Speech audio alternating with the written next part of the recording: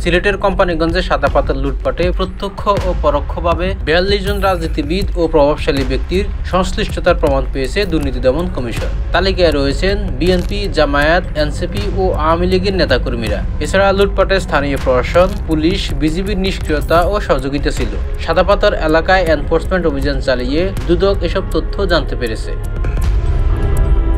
স্থানীয় প্রশাসনের সঙ্গে অসাধু ব্যবসায়ীরা যোগসাজশ করে সাদা পাথর পর্যটন কেন্দ্র থেকে কয়েকশো কোটি টাকার পাথর অবৈধভাবে উত্তোলন করে নেয়। 2024 সালের 5 আগস্ট সরকার পতনের পর থেকে বিশেষ করে 3 মাস ধরে পাথর উত্তোলন চলতে থাকে। সর্বশেষ 15 দিন আগে নির্বিচারে পাথর উত্তোলন ও আত্মসাৎ হয়। এতে প্রায় 80% পাথর তুলে নেওয়া হয়। বর্তমানে এলাকাটি অসংখ্য গর্ত ও বালুচরে পরিণত হয়েছে।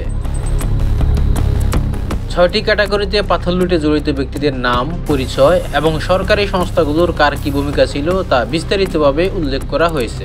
ওই প্রতিবেদনে বিভাগীয় কমিশনার, জেলা প্রশাসক, পুলিশ সুপার, উপজেলা নির্বাহী কর্মকর্তা, থানার ভারপ্রাপ্ত কর্মকর্তার নিষ্ক্রিয়তা, লুটেরাদের কাছ থেকে কমিশন নেওয়া সহ নানা অভিযোগ আনা হয়েছে।